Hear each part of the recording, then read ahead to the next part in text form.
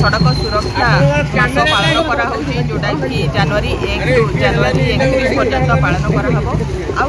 दिन ये आम गोटे रैली करी सब सहरवासी जिलावासी सचेतन कराइबा चाहूँ कि केमिति सड़क सुरक्षा रे से योगदान करेंगे तथा जीरो काजुआलिटी जमी विभिन्न नीति नियम पालन करके गाड़ी चालना करेंगे द्रुत गति करेंगे ना मद्यपान करेंगे ना मद्यपान कर गाड़ी चलेबा ना युवाक जमी से सचेतनता कराइबू आमती एक्सीडेंट जनित मृत्यु जमी कमिब सेटा आम जिलार लक्ष्य अच्छी आमती लोक पाखे पहुँचे सचेतनता उद्देश्य अच्छी। नूतन वर्ष में समस्त को मोर हार्दिक अभिनंदन और शुभकामना।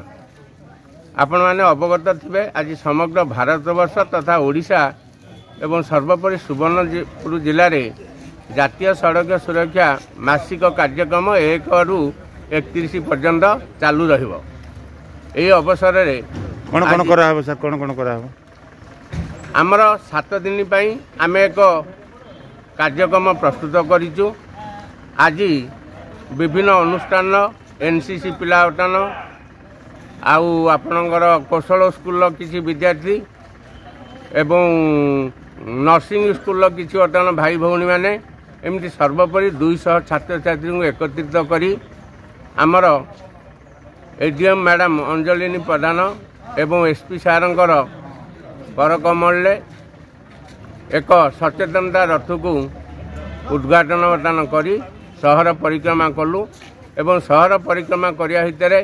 विभिन्न प्लाई कार्ड वर्तमान लोक वर्तमान बंटन करी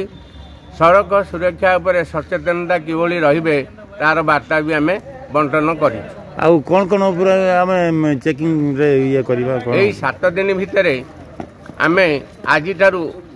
सोनपुर जिले रे पुलिस एवं आमर परिवहन विभाग सहायता रे विभिन्न वर्तमान एनफोर्समेंट कार्यक्रम चालू रहिबो। काली 2 तारिख रे उलुंडा ब्लॉक 3 तारिख दिन आपणकर ब्लड डोनेशन कैंप घरे ये बस संघ तरफ आनुकूल्य 100 ରୁ 150 यूनिट ब्लड संग्रह करने लक्ष्य धार्य करूँ। 4 तारिख दिन बीएमपुर बस स्टाण्ड रे ड्राइवर को नहीं एक मागणा चक्षु चिकित्सा केन्द्र भी आयोजन होती से दिन भी अपराह्न बीएमपुर गर्ल्स हाई स्कूल भी गोटे सचेतनता कार्यक्रम रही भी आम सामिल हेबू एवं तरभारे भी रखाई डुंगुरीपाली ट्रक एसोसिएशन तांकर तरफ ट्रक और मिनी ट्रक एसोसिएशन तरफ एक रैली भी वर्तमान से दिन तमाम रविवार दिन सहर परिक्रमा करी लोक सचेतनता वार्ता दब संगे संगे डुंगुरीपाली कॉलेज एवं डुंगुरीपाली गर्ल्स हाई स्कूल भी एक सचेतनता कार्यक्रम रही एवं सरकार ये कार्यक्रम को सप्ताह जो मासिक वर्धित कर